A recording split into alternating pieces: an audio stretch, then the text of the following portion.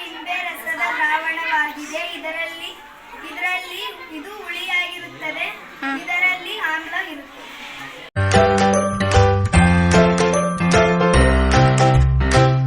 ಇದು ಅಡುಗೆ ಸೋಡಾದ ದ್ರಾವಣವಾಗಿದೆ. ಇದು ಕಹಿಯಾಗಿದ್ದು ಇದು ಒಂದು ಪ್ರತ್ಯಾಮ್ಲವಾಗಿದೆ. ಆಮ್ಲ ಮತ್ತು ಪ್ರತ್ಯಾಮ್ಲಗಳನ್ನು ಸೂಚಿಸಲು ನೈಸರ್ಗಿಕವಾಗಿ 3 ಸೂಚಕಗಳಿವೆ. ಅವುಗಳೆಂದರೆ ಲಿಟ್ಮಸ್, ಅರಿಶಿಣ ಮತ್ತು ದಾಸವಾಳದ ಹೂ.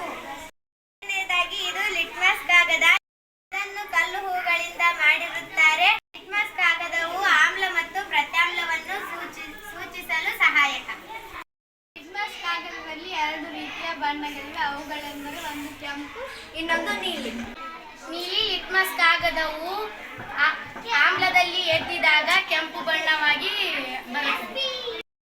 ಕೆಂಪು ಲಿಟ್ಮಸ್ ಕಾಗದವನ್ನು ಪ್ರತ್ಯಾಮ್ಲದಲ್ಲಿ ಎತ್ತಿದಾಗ ಅದು ನೀಲಿ ಬಣ್ಣಕ್ಕೆ ತಿರುಗುತ್ತದೆ.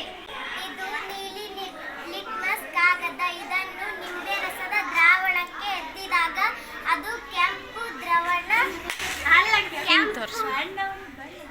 ಕೆಂಪು ಬಣ್ಣ ಬರುತ್ತದೆ. ಹಾಗಾದರೆ ಇದು ಆಮ್ಲ. ಹಾಗಾದ್ರೆ ಇದೇನು?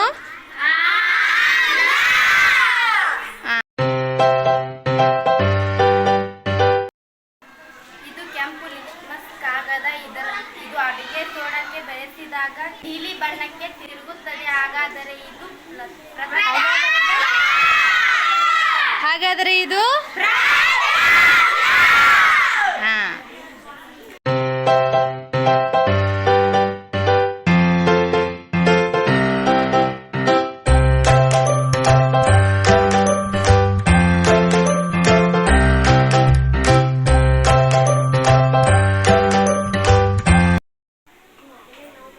ಇದು ದಾಸವಾಳದಿಂದ ತಯಾರಿಸಿದ ಒಂದು ನೈಸರ್ಗಿಕ ಸೂಚಕ. ಜೋರಾಗಿ ಹೇಳು.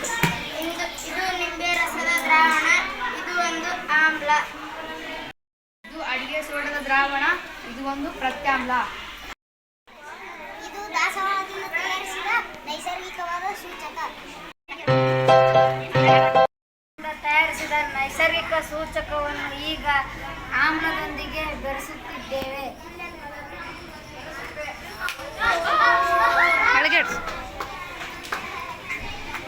ಇದು ಯಾವ ಬಣ್ಣಕ್ಕೆ ತಿರುಗಿತು? ಹಾಗಾದರೆ ಇದು